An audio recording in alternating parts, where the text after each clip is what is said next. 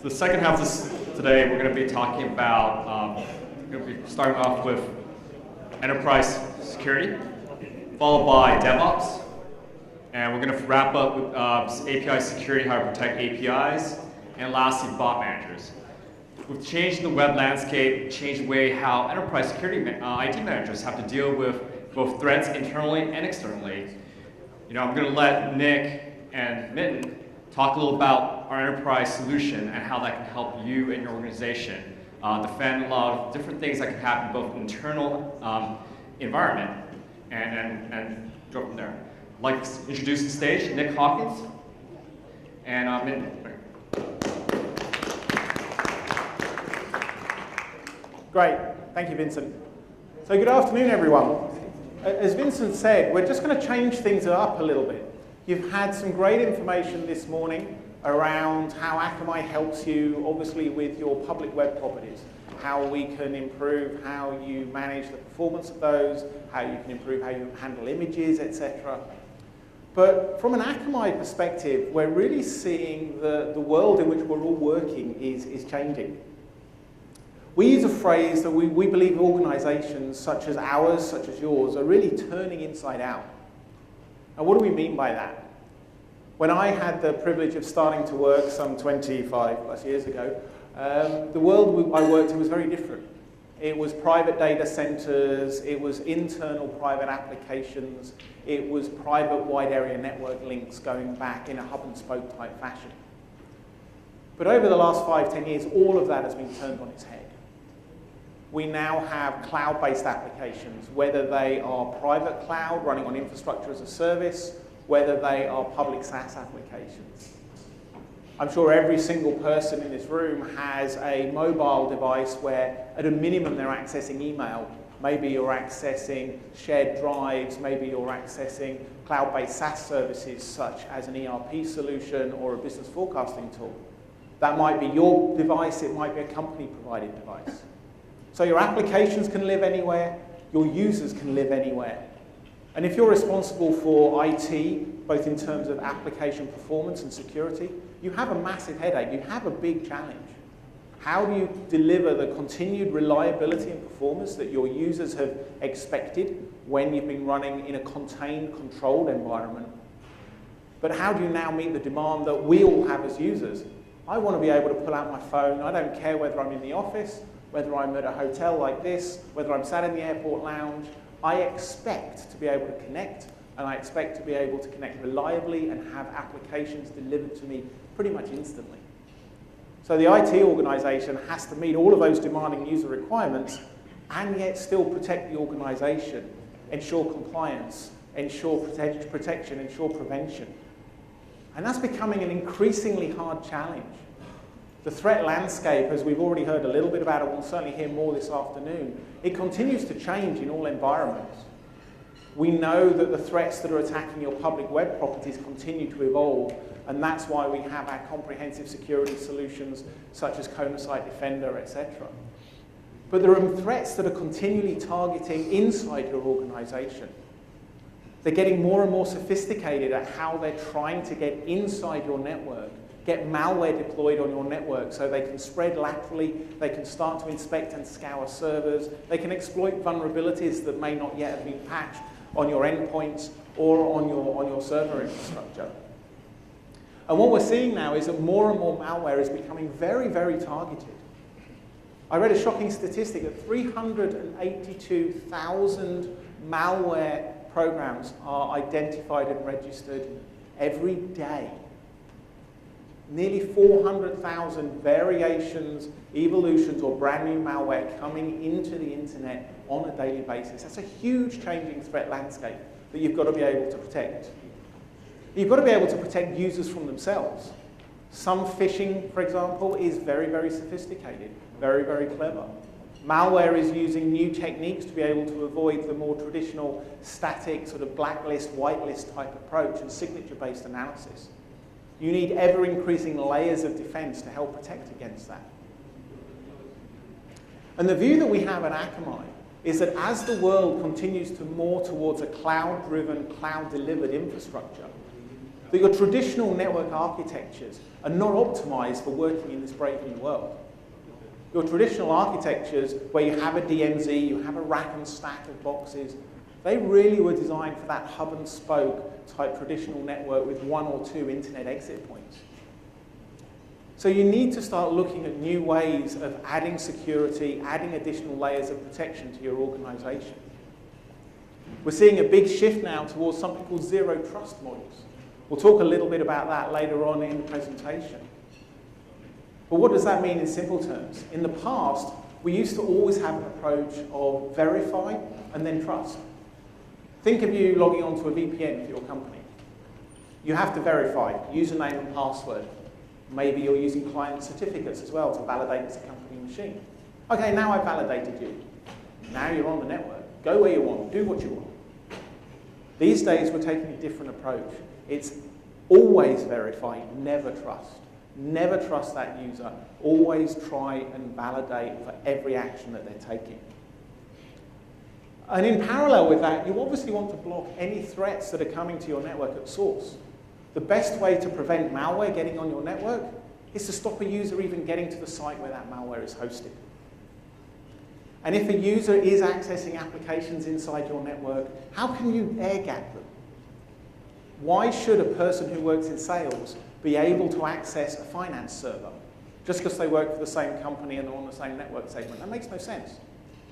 Surely you want to be able to manage and control access to applications based on a user or based on a function rather than based on network connectivity. So these are the challenges that we're seeing in an enterprise organization. And we believe that by starting to look at adding or shifting some of your security to the cloud gives you really a much more flexible, responsive architecture to respond to some of these challenges that we're seeing in terms of enterprises turning inside out.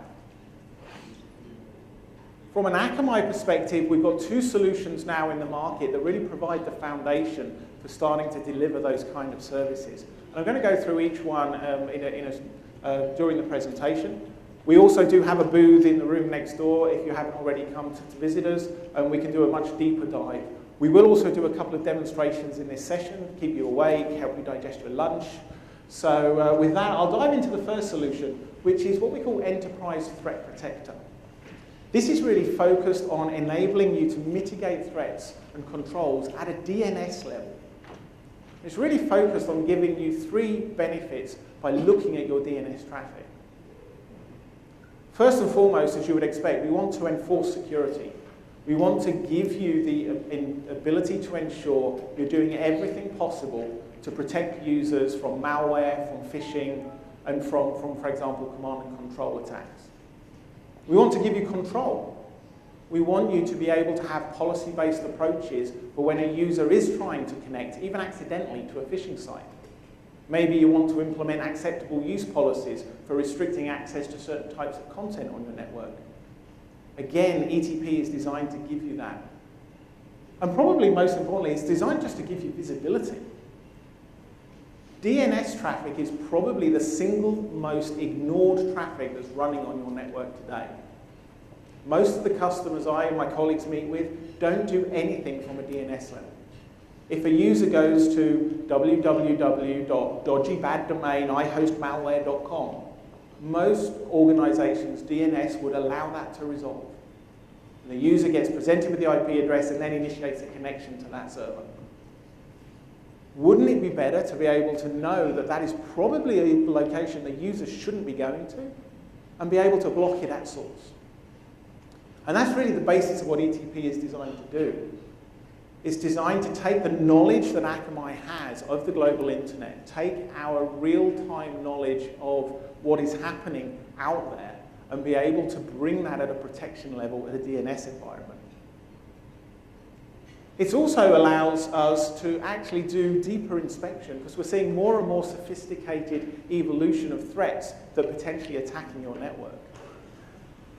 Give you some examples, and I'm sure this will be common to many of you in the room. First and foremost, phishing emails.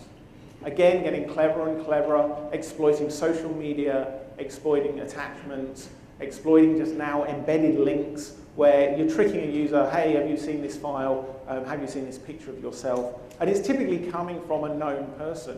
Again, it's using social engineering to really try to get a user to click on a link. As I've mentioned, malware is getting more sophisticated.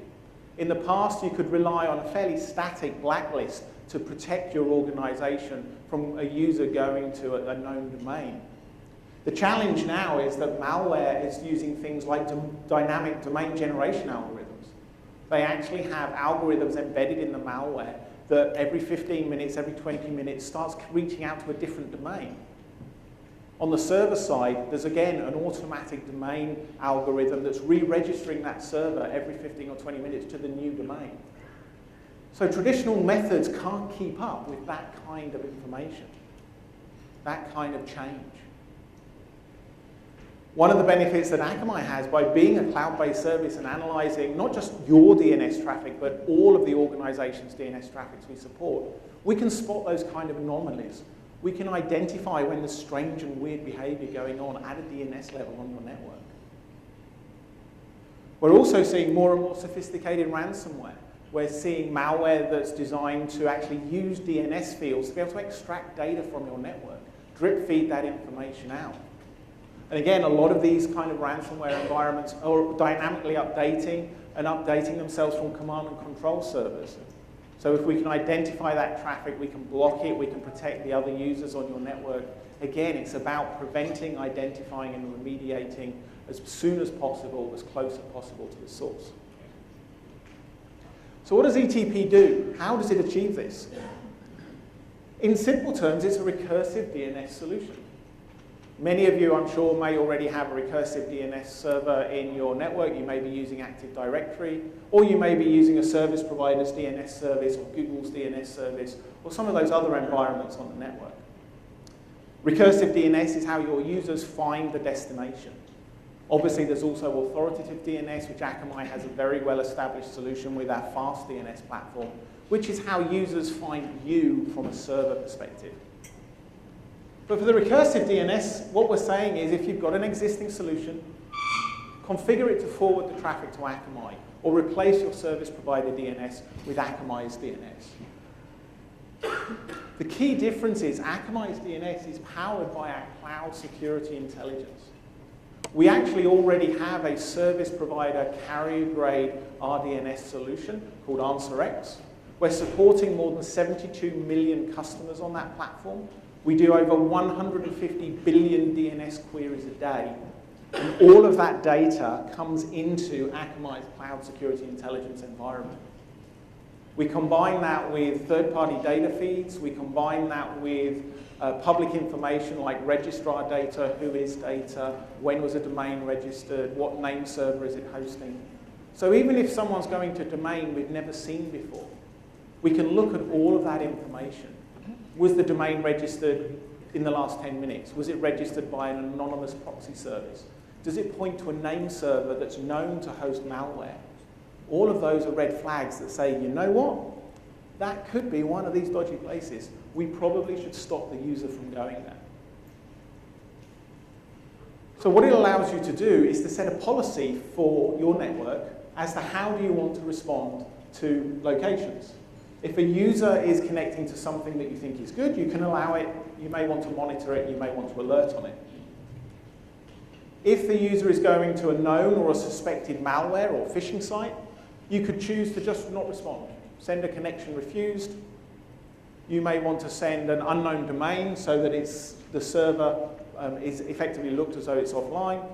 Or you may want to redirect to an internal honeypot or sinkhole so you can gather more data about where was that user actually trying to gain access to. What this gives is it gives you the power to block those threats as soon as possible in the kill chain of malware and threat infection.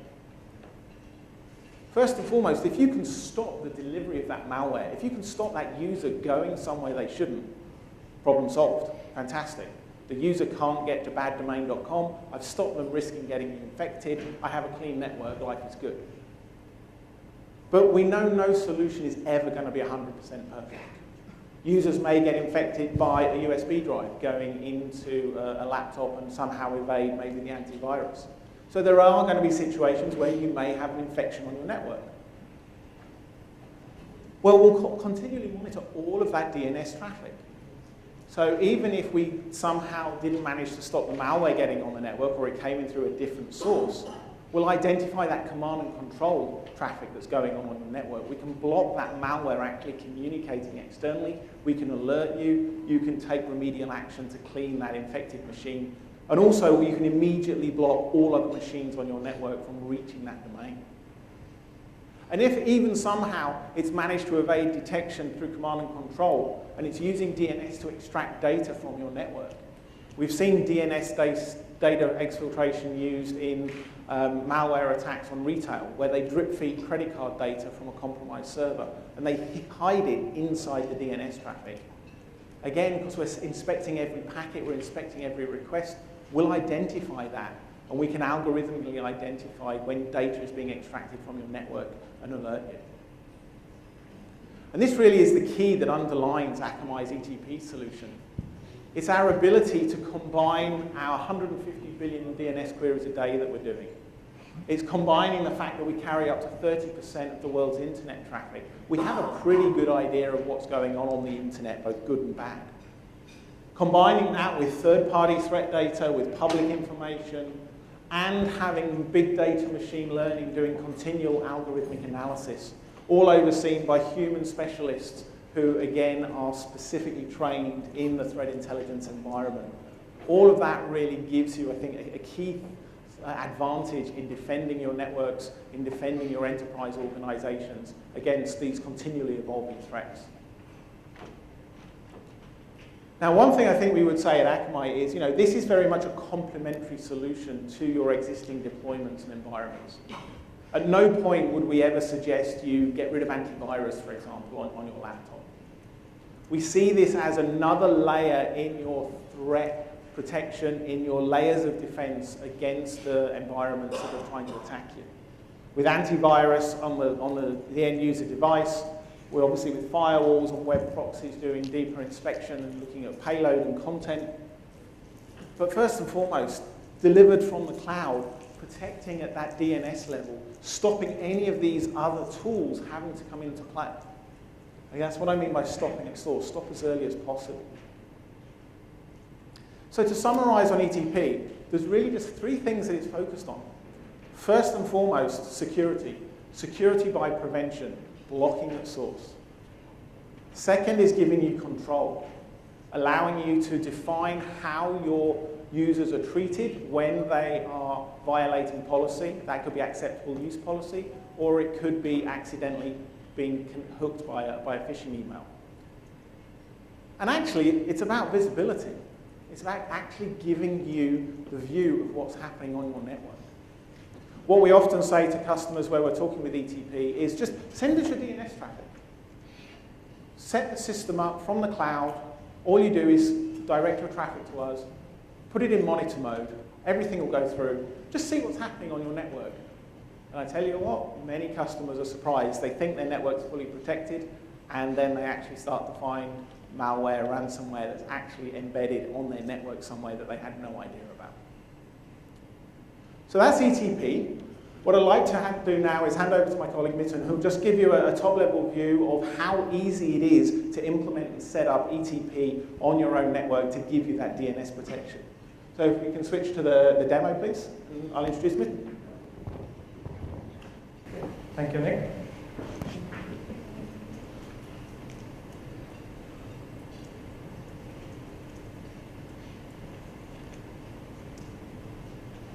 Okay. Hello, everyone. So to demonstrate ETP, let's do one thing. Let's assume that this room in which we are setting this to be an enterprise network, right? So when we're going online, we are trying to download something. We're trying to, let's say, download an email attachment, for example. And the first request which goes out from our network is a DNS request. So, and it goes out using the public IP address, right? For example, the IP address of our gateway or network firewall. So we need to find out what is our public IP address, which is taking the DNS request out. And with that, we start the configuration of ATP, because that's what we're going to use to configure the location on the ATP. So let's find out. So if I go to whatismyip.com, so that is my public IP address right now, so I'm going to copy it. So this is how the ETP configuration looks like, and you configure ETP from Akamai Donor Control Center. And that's the first step. So location, let's click on add new location. So I'm going to give a name, an optional description. So here I copy, I paste the IP address which I just copied. Here you can configure an IP address, a group of IP addresses, or a CIDR block. So which tells the ETP that from where the DNS request is really coming from, right? So that's how we identify which customer or from which location the DNS request is really coming in. And once I configure the location, I point the policy to the location. Right now, there are policies here on this account, but so what I do is I assume that I do not have any policies created so that I can show you how to configure one. But if I simply click on save and create, what it does is it will assign a default policy to my location. And the default policy would be just to monitor all the DNS requests that comes. So if you observe here, it says Mumbai Tech Day, that's the IP address. It shows the default policy, which means I'm just monitoring all the DNS requests which are coming in, and I'm not applying any action as of now. So let's move on to the next step, which is configuring policies. And this is where I define what action I apply for different categories that are available. So I'm going to give a name.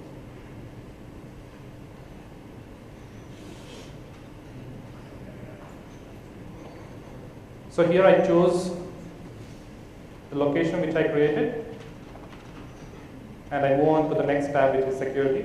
So here on this tab, we clearly see what are the different categories that are available for us to configure, right? So right now we do have malware, phishing, and CNC. And for each of these categories, we have different actions which can be applied. And also there are two icons here if you're wondering what are those. The first icon indicates that it is a definitive malware domain or an IP address. The second icon is just a suspected domain or IP address. For each of these types, we can apply multiple actions. So we have 4 different actions which can be applied today. So the first one is block page, which will redirect a malware request to a custom error page, which can be configured, which can be customized. And the next one is just a monitor, which is going to be a pass through, but we're going to watch all the DNS requests, but we're not applying any block page or anything of that sort. So deny is a refusal of or denial request or denial response to that specific request, but this is going to provide you a redirection based on a specific browser. And the last one is interesting, which is sync poll. So you can configure a honeypot locally on your domain. So what it does is it will redirect the request to that specific IP address. It might be an internal security device, from where you can monitor the traffic and find out which device internally is infected, is compromised, and accordingly you can take action. So those are the multiple actions today we can apply on different categories right now. You also have an option to send an alert to the admin or whoever would like to receive an email alert whenever there is a block or any of these actions applied on these categories. So the next feature is acceptable use policy, where you have a list of categories. So whoever is configuring this or administrator for that example. So we can choose to deploy or choose to allow or block specific categories. So depending on which user would like to access or which domains you would like to give access to your specific users. For example, I can block weapons or, for example, illegal, and I can click on save. So I will leave this. So let me block malware. I'm going to block these two and click on save. So the next feature is custom list, where you have an option to create your own custom list. Let me give a name.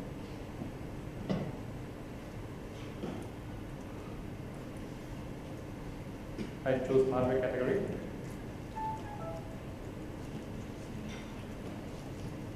So if you can see here, if you have, for example, a third-party feed for yourself, right, where you are getting information from information as in that you have a list of known IP addresses which are compromised, or you have a list of known domains, or you do suspect there is an IP address which is which could be a malware, for example. Right? So you can configure a list of IP addresses or domains here, and you see that it supports about 199,000 entries in here.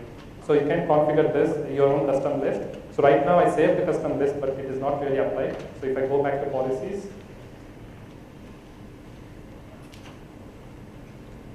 so you're going to define or call the custom list within the policies.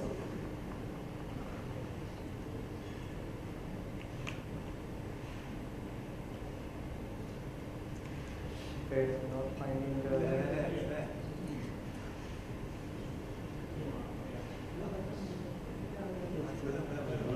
Okay, I see. Sorry. Okay, so this is where the custom list is present, right? So I can go here and choose the custom policy here. So by default it is set to monitor. You can change it to block page, for example, or deny, and you can turn off and on the alerts as well for the custom list. So the last step here would be to make a note of the IP addresses for the DNS forwarder. So those are the two IP addresses, Akamai DNS servers, where you forward your DNS request from your enterprise to those IP addresses. You get two IPv4 and two IPv6 addresses, right? So, and there are different ways that you can test it. You can either change the DNS forwarder on your domain controller to those IP addresses, or if you want to test it for specific IP addresses, you can do that as well before applying it to global, for example, for the entire enterprise. So the last step is to click on deploy, which will push the settings or the configuration which we just did to all the Akamai network, to all the servers, and it's going to take a few seconds, right? So this is how easy it is to protect the enterprise from DNS-based attacks using enterprise threat protector. And of course, once it is deployed, once it is configured, we all would like to see what is going on or how good our TP is catching the malwares, or how it is statistically showing the information of our DNS traffic. So this is how the dashboard looks like for monitoring. So you have different criteria, so category, location, domain, for threat events as well as AUD events. For example, if I choose category, it will show whitelist, phishing, CNC, etc. So if I click on phishing, it will redirect me to the specific events, which will show detailed information about specific events, what's going on with phishing. So you can see too much of information here about that. So again, there are different criteria here with which you can filter as well. So the last one is DNS, which will give a generic information about what kind of DNS traffic is being sent out from your enterprise network, right? So you have different criteria again here. So you'll get an idea on what kind of DNS traffic is going on, based on which you can take action. And lastly, you have intelligence, where if you believe that there is or if you suspect there is a malware or something, so malware domain, so you can test, or you can view more information, or you can get more information about a specific domain. So this is a test malware domain where I can get information about that specific domain. Who is the registrant, who registered it. So you can get all this information, and you also get what is the confidence level that this is known to be a malware. So based on that, again, you can take action. So I think that is all about ETP setup. So with that, I'm going to pass it on. Thank you. So you can see, the demo gods have been kind to us. And just in case you think that Akamai has a massively infected network, all of those malware hits, that's actually a test environment that we're running. So I just thought I'd clear that one up, just in case you think that we have a fairly loose approach to security. So that's ETP. It really is that simple. You were taken through, not a demo setup, that was a full production-based setup. That is exactly what you would do if you were doing a proof of concept for ETP within your own environment. I now want to look at another area of security, and this is looking at enterprise application access.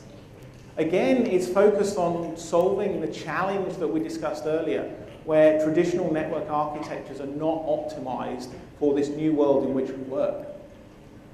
This is a very traditional type of network setup. I'm sure many of your organizations have this already. Sort of VPNing through the firewall with a whole bunch of potential boxes or virtual machines racked and stacked in your DMZ, giving you some level of protection and access control to the servers and the applications that sit in your network. But the problem and the challenge with this environment is it's network-based. It's that verify and then trust model. unless you've taken real pains to segment and separate your network, once a user has logged onto the VPN, they can go anywhere. And if that user happens to be infected with malware or something, or is a malicious user, they can spread laterally through your network. That's before you even consider the IT challenges of having to manage the client software, having to remember and manage the firewalls. You've got an inherent threat vector here in any VPN configuration. Open ports on your firewall, open inbound ports are bad. They are a necessary evil sometimes, but they are bad. And also, do you really want to give every remote user on your network an access all areas pass to every server that's in your environment? And what about when you start migrating to cloud and a hybrid type environment, where not only have you got your data center DMZ, but you've got your cloud compute DMZ? Do you need to replicate everything again? Do you have to have different means of access, different pages, different interfaces to get access to your applications? Managing this is a nightmare. We have one customer in Australia, a banking customer, who wanted to provide access to SharePoint from inside their network to some third-party contractors. Simple. Third-party access through the firewall. It took them 9 months, not days, not weeks, 9 months to open up SharePoint to external users in a way that kept the security organization happy and met all the change control requirements. That is not flexible, that's not fast, that's not responsive. I've mentioned this a couple of times, but at Akamai we think zero trust is the new way forward. Verify and never trust. What do I mean by that? I mean every time a user wants to access an application, verify who they are, verify if they're allowed. Focus on having identity-based access. Wouldn't it be great if you can effectively have multi-layers of security? Start with client certificates. Is it a company-provided device? Is it a mobile device that has been secured by MDM and had a company certificate pushed to it? On top of that, identify the user who is connecting through your preferred ID service. Could be Active Directory, could be a third-party ID service, could be Akamai's Cloud Directory. Maybe add additional authentication through multi-factor. So now I'm building layer upon layer. Client cert, username, password, multi-factor authentication to make sure it's really me. And then once I've done that, only allow me access to the applications that I'm entitled to have in my function. I don't even know the finance server exists or the HR server because I can't see it. So how do we achieve that? This is what Enterprise Application Access, or EAA, is designed to do. We use the power of the Akamai platform, the fact that we have the large, globally distributed, intelligent platform, and we give you the ability to take pretty much all of that technology that would sit in your DMZ, let Akamai take care of it in the cloud. We'll do the load balancing, we'll do the multi-factor authentication, we'll do the integration, we'll do the identity. What we'll let you do is we'll let you close that hole in your firewall. No more inbound ports. Only outbound traffic needs to be enabled when you're using EAA. We have a piece of software that sits in your data center called the Enterprise Connector. This makes permanent, persistent, SSL authenticated and encrypted outbound sessions to the Akamai platform. The only traffic leaving your cloud or your on-prem data center is port 443 SSL. Outbound only, no inbound ports. The connector will then proxy to your applications and do the appropriate communication for RDP, for BMC, SSH, web applications, the lot. The user never touches your data center. The user has no connectivity to your data center. The user is simply accessing the application in a browser, and they're accessing not your network, they're accessing the Akamai platform. The Akamai platform will stitch those sessions together, and it doesn't matter whether you're using a private data center or your cloud data center. The user experience is single, integrated, and consistent. You can use any identity service, whether it's cloud-based or on-prem. You can integrate with a third-party identity service. You can layer on multi-factor. The user is connecting in a browser to the Akamai platform. They don't even get authenticated into your environment until they pass that first layer of even username check at the Akamai platform level. So it's giving you that air-gap security that I mentioned before. And as you would expect from Akamai, everything is fully authenticated and secure. All of the sessions are encrypted with SSL. Each connector is uniquely identified and has a unique certificate that's generated at a manual check-in level when you're setting up the environment. So you can be sure that all of that information is totally secure and protected when going through Akamai EAA. So we really believe that this is the new way forward for allowing your users, whether they're internal or external users, to access applications. Take all of that technology that was sitting on perimeter DMZ, move it up to the cloud, start to build a cloud-based security perimeter from the Akamai platform, and really start to build those zero trust models where you never trust, you always verify. One of the other great benefits is that user I mentioned, they connect from the browser. It means they can connect from any device, mobile, tablet, laptop, and it's the same experience across all devices. Very, very simple, but very, very powerful. A few key use cases. First and foremost, it's improving your security. You're air-gapping your applications, you're moving to a zero trust model. If you're starting to move applications from your private data center into your preferred cloud compute environment, well, what this gives you is the ability to have a single pane of glass for your users to log onto applications, irrespective of where they are, and still gain all those benefits of security.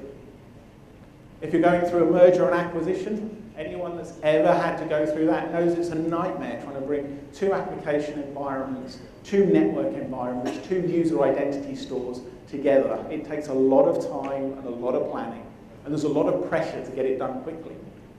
EAA gives you a great tool to be able to easily publish those applications that are behind your firewall, your internal business apps, in a secure manner, and do it in an identity-based way. So I'll hand back to Mitten now, who will just give you a quick demo of, again, how simple it is to set up and configure EAA. Mitten. Thanks,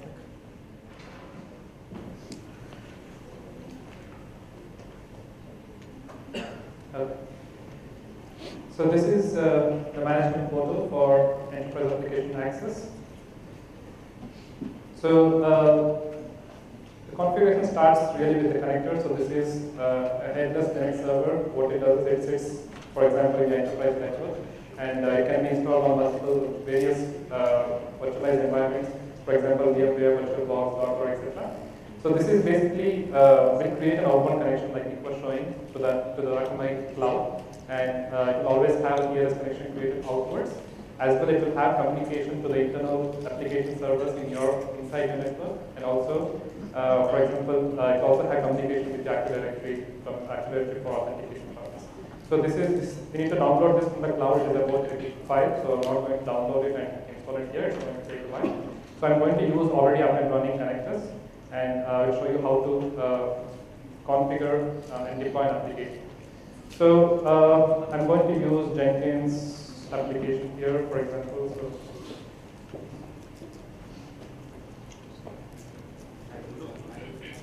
So an application will give name. So these are the different protocols, protocol-based applications we support today. It can be an application based on HTTP, RDP, VNC, or SSH. So for this demo, I'm going to use HTTP. So I'll copy the IP address of, this is the internal IP address of my server, and it's based on HTTP. And I'm using port 8080. You have flexibility to change your port number as well for your application. So you can either use your own domain, or you can use or leverage the Akamai domain as well. So I'm going to use Akamai domain for this demo. And here you can choose your POP, whichever is closer. Of course, Mumbai is closer for me, so I'm going to choose that particular cloud zone, and I will attach one of the connectors which is already installed and running. I also have an option to choose multiple connectors for failover and load balancing between the connectors. If you see, I have added 2 different connectors here, so we have an option to do load balancing as well. So with that, I will save and move to the next section, which is authentication. So here, you can add the directory for authenticating purpose. So we have various directories. We support Cloud Directory, which is our own directory database for creating users and user groups. If you want to use that for testing, or if you want to use that for a set of users like contractors, or if you have your own Active Directory on which you maintain or have a database of users, you can also integrate that with this. So for this, I'm going to use Cloud Directory. I'll move on to the next tab. So here we have options to create access control, or we have support for ICAP, and we can configure some rewrite rules if you have any applications which would be requiring that. So I'm not going to do any of that for this demo. And advanced settings will give you options to apply single sign-ons, right? So that is one of the things. So if you have single sign-on in the backend for applications like Kerberos or NTLM, we support that as well. So if you have multiple applications which should be accessed by a specific user, so we apply single sign-on for that.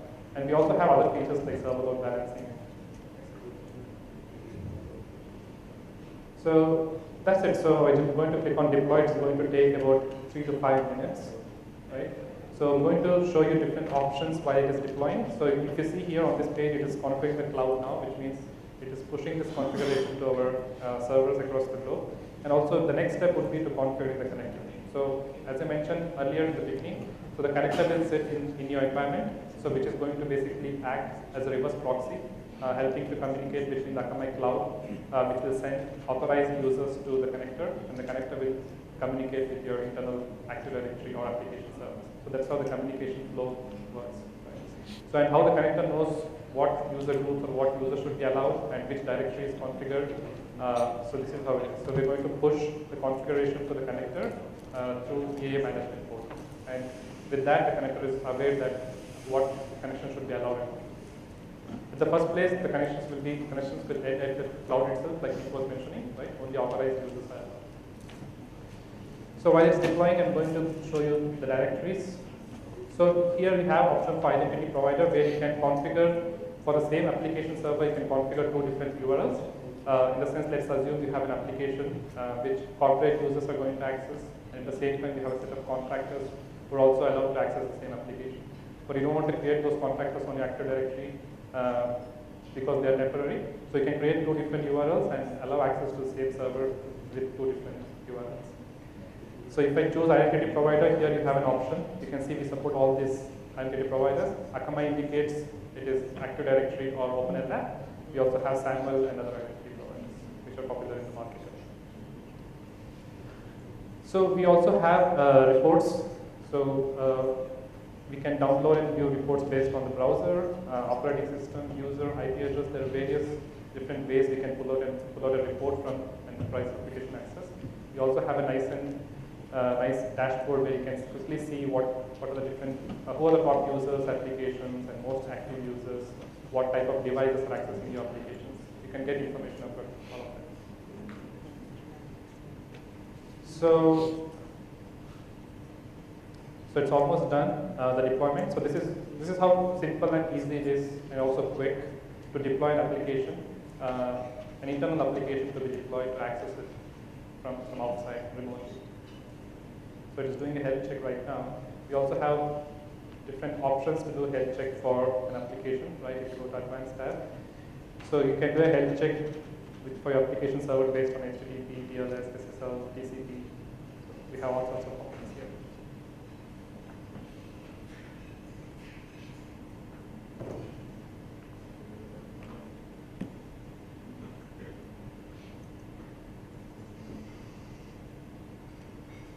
So it's almost done. So I think even while we are doing health check, we can still try to access the application. So if you see, it will direct me to a login page. This is the login page, which is from Akamai itself, right? So this is my username and password configured on the Akamai Cloud directly.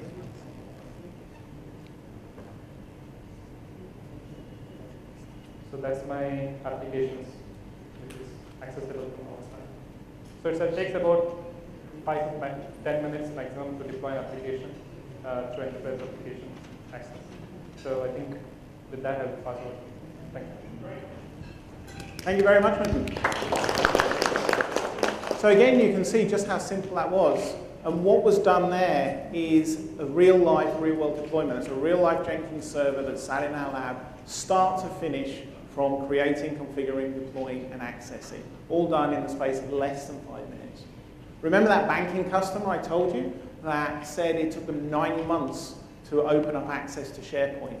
Can you imagine their reaction when we gave them a demo and said, look, we can do that in 15 minutes? They were Australian, so the language was quite fruity, shall we say. They were a little surprised. So, just to wrap up, first of all, thank you for your time and attention, especially after lunch. We really appreciate that. Hopefully you've got a good understanding now, a good grounding in really how Akamai is evolving our skills and capabilities in our portfolio to help you not just with your properties that are outside the firewall, that are public, but also how we're looking to bring our value add and our cloud platform to help you behind the firewall, whether that's blocking threats before they get to your network with ETP, or as we just saw in the demo, enabling simple but powerful ways of publishing applications that are behind your firewall and making them accessible in a secure manner on the internet. Giving you that air gap and that separation from a network perspective so users are validated based on identity and role. We went through just at a quick surface level. Thanks again to Mitten for the demo. We have detailed demonstrations we can show you at the booth next door, so please do take time in the next break to come see us. We're at booth number 3, I believe, the last one on the left-hand side. And we can take you through any of the aspects you've seen in the demo and go into more detail as needed. So with that, I'd like to thank you very much for your time, and I'll hand back to Vincent. Thanks, Nick. All right, guys. So I used to actually be an Akamai customer, and I used to work in a DevOps environment. For the longest time, asking for my account manager what are the DevOps tools I can use to basically have my developers access Akamai in a much more seamless manner. Well, today, we actually have that. And with our solution architect and web performance division, we're going to have Dale present to us a little about Akamai for DevOps. Give him a hand. And it's Dale Leonard. Thanks, Vincent. Hi everyone, welcome. Today I'll be presenting Akamai for DevOps, or for better terms, embedding Akamai into DevOps. So DevOps is a software development process. As we commonly know, it's a collaboration between developers, between product owners, developers, and operational professionals working in conjunction with each other to deliver a common goal. That goal is to deliver rapid and fast-paced deployments out to your production network with minimizing impact to traffic. What I wanted to illustrate today is the underlying fundamentality that Akamai has in embedding into your DevOps strategy. A little bit of fun facts. DevOps and APJ. So 82% of organizations in APJ recognize that DevOps and Agile is fundamental to a transformation of a business. With 52% of organizations actually implementing DevOps, and out of that 52%, only 15% have advanced levels of adoption, with 52% having a well-defined strategy. DevOps and APJ. So the top 3 requirements from DevOps is to keep up to pace with escalating customer demands, to have rapid responses to business requests, and to create new and innovative customer experiences. What this equates to is 87% of organizations have implemented it at least one area of IT, and 34% have implemented it across their entire IT infrastructure. So, embedding Akamai into DevOps. So Akamai for DevOps, we're looking at automation, monitor, and edge logic. This is the driving principles underneath our continuous integration and deployment workflows that are allowing you to embed your Akamai experience into your current DevOps pipelines. The raging word around at the moment, continuous integration and continuous deployment, being able to do real-time monitoring of performance, scale, and be able to quickly and adversely impact your disaster recovery and deliver that through the network. So how do we achieve this state in the current state of your Akamai solution? So there's 2 problems. One, At the moment, you all have your own configurations with multiple configurations sitting behind for development, QA, and your production networks. So problem statement 1, you need a universal configuration that drives each configuration in your development, QA, and production environments. And to do this, we're going to leverage configuration variables. Problem statement 2, how do you automate your configuration lifecycle? At the moment, programmatically through the Open API interface, leveraging the PAPI APIs, which is the Property Manager APIs. So what does this look like? So here, what we're illustrating is a master config built either leveraging the variables out of the Akamai variables or leveraging your own environment variables on your orchestration service.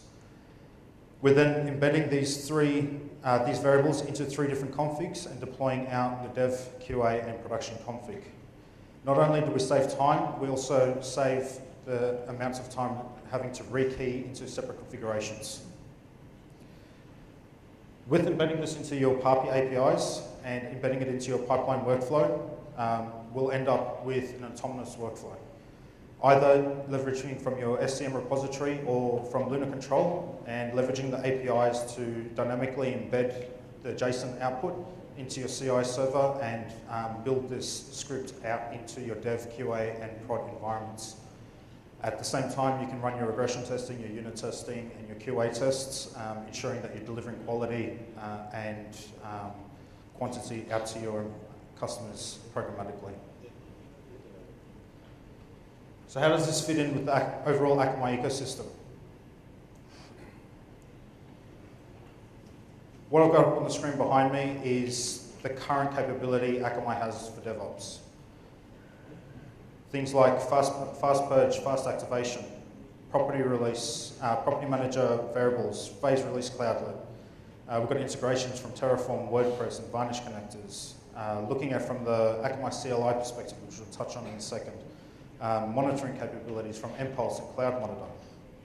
As you can see, we've got a vast list up on the screen behind us, and we're continually evolving to ensure that we stay ahead on our DevOps journey, and we've got a strong roadmap ahead of us. From the integration sides, we've got things like Varnish software and Akamai connector for Varnish, being able to programmatically update via VCL into the edge. We've got WordPress, a connector that you can configure in your WordPress library, making it even easier to manage your Akamai configuration. Akamai for CLI. So recently, June this year, we released the Akamai CLI, the command line interface, allowing you to do property configurations, fast purge, and it's extensible. It is open source and it is available for download now. You can head over to developer.akamai.com and download the latest open source library.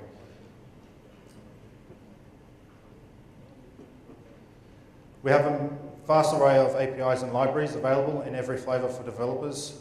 You can work with the tools in the flavor of environments that you choose to, whether it be in PHP, Node.js, Ruby, Python, that we've got libraries and authorizers capable in each one of them. Real-time monitoring. This was from a recent acquisition that we had, Soesta. We haven't touched on it today, but it is an important part of our DevOps journey. Mpulse provides the ability to do real-time monitoring on the platform.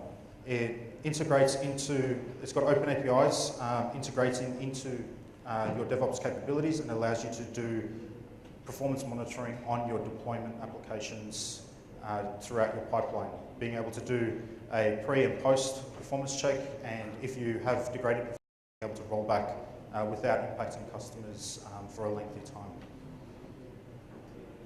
Another part of that acquisition was Cloud Test. So Cloud Test is a load testing capability, the only load testing tool that's actually pre-approved on the Akamai network that allows you to do load testing on your applications as well as through APIs. Again, standing this up in your pipeline, being able to deliver your load testing capabilities throughout your pipeline and being able to test development and test environments under load on every single commit. What Nick spoke about before on EAA, another good use case for EAA is being able to enable internal-only development at the edge. A lot of larger organizations have multiple developers working off a virtual machine or working off isolated development environments that have no external connectivity, which makes it very hard for them to test their configurations out through the edge and generally rely on them wait until they get into the test environment before they actually test on the edge. This overcomes two problems. One is developers will actually be able to test localized and be able to test the Akamai configuration through a local development feature branch or experiment branch and be able to pick up on code changes and bugs sooner rather than waiting until they get into the test QA phase. Site reliability. So automate your ops workflows with Akamai's rock-solid cloud delivery platform. So deployment, failover, even when an origin fails, ensure your site stays online. Sorry. Forward. Oh. No, back. Site reliability. So deployment, failover, phase release, geo-distribution, and traffic management. We've got a solid ops workflow out there that's got the capability behind it for you to deliver fast, scalable, and highly reliable applications. Looking at the roadmap of what's to come. So fast rollback, being able to roll back your configuration in less than 1 minute. This was a big customer request that we're now delivering later on this year.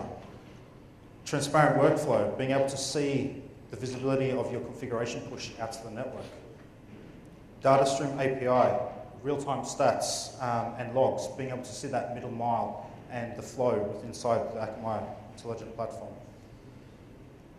And later on, we're going to be looking at faster activations again. I don't know if you're aware that currently fast activation is 5 minutes to staging and 15 minutes to production. We're looking at increasing that to 3 minutes to staging and 10 minutes to production.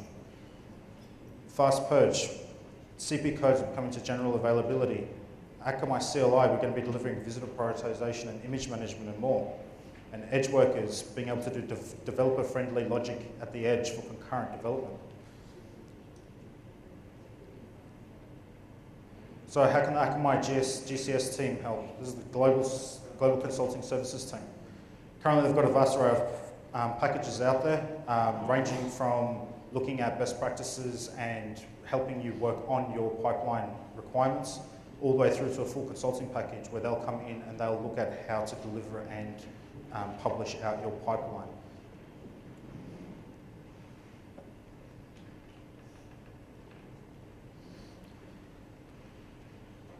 So to join the developer website on developer@akamai.com and be able to collaborate with colleagues in Akamai as well as within the community. Look at upcoming changes as well as being able to look at current and future planned releases that are out in the market. Thank you, and is there any questions? No? I'll hand over to Vincent. I will be in the booths later on today where I can show you a demo on how to integrate Akamai into your pipelines if required. Thank you. Thank you, Dale. So Dale saved us. We're kind of running a little long on time, but let's kick it off with the last session of the day. It's going to be on security. Folks, guys, IT managers, we talked a little bit during the lunch section that security is something that was very interesting. In this session, we're going to have Amal Tour and Asim Ahmad from the product management team actually talk about security, looking at APIs, how APIs has become a major part of how application development as well as a lot of our business-related applications connect to, right? As well as what we're doing with our open API initiatives with DevOps. And then also the fact that we have also bot-related issues that we're all now dealing with. We're not talking about humans anymore. We're talking about machines. With over 8 billion devices out there connected to the internet, you're now actually fending off a lot more unknowns, and Akamai is trying to close that gap. All right, could you please welcome Amal Mantour and Asim Ahmed for the next hour. The floor is yours.